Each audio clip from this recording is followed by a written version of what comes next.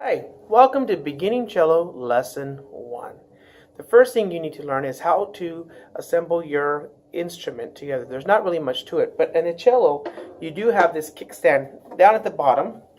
Here you go. It loosens up and tightens up. You need to make sure when you put it down, your leg, it goes right between your legs. Your knees actually hold it up, can hold it up. Make sure that this here, these pegs are right near your ear. So you can see this one's a little high for me, so I'm going to adjust it. Bring the peg just a little in. There we go. Much, much better. Also, you have a bow. Your bow must be tightened. When you put it away, when you're done practicing, make sure it's loose. Left is loose, right is tight. So you put it right. How do you know how tight it should be? Well, you should be able to fit your finger in there. Also, when you push down on it, and put a little bit of pressure, it should not touch the bow, the wood part of the bow. Then you know it's pretty tight. All right?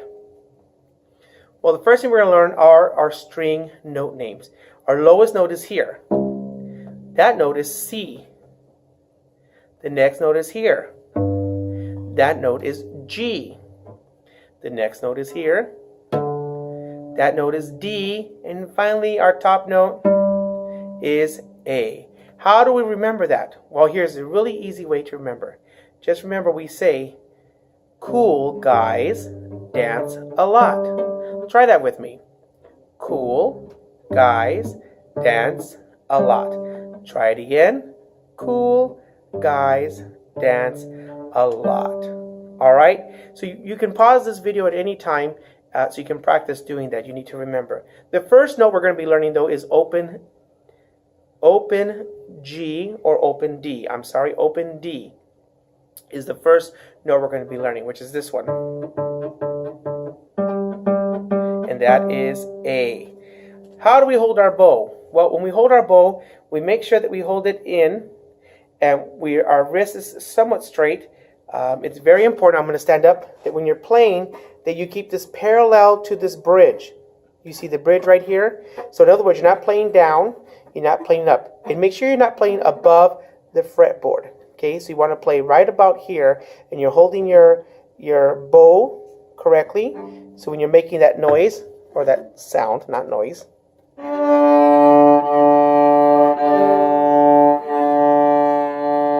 Make sure you're using the entire bow. We're not going to be playing this way. That actually is a way to play, but that's not the way we're going to learn to begin with. So if you look in your book, number 2 says, let's play open D. Remember, open D is this string here. Let's review again. Cool guys dance a lot. So it's on dance. So I know it's very hard to see because it's not like the violin where you can look over, but you can look down. Your thumb goes back here, and these fingers are here. This is 1, 2, 3, and 4.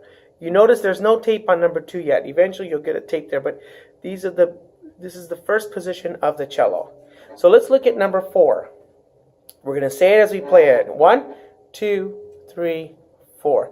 D, D, D, rest. D, D, D, rest. D, D, D, D, D, D, D, rest. I want you to try that a few times. You can pause this and try it a few times to see if you can get that. Now, I know sometimes when you first start playing, you're maybe hitting 2 strings at the same time. That's pretty normal when you're just learning. So what you need to do is just adjust.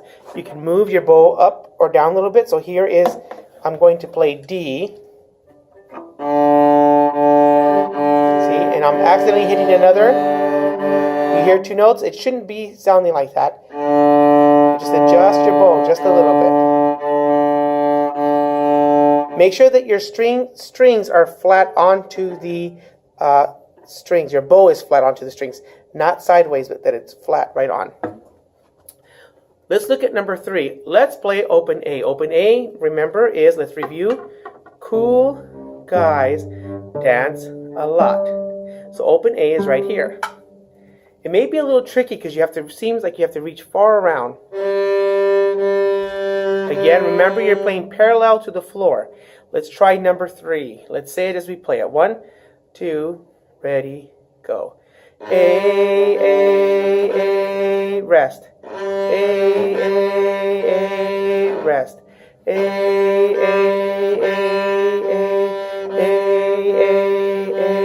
rest.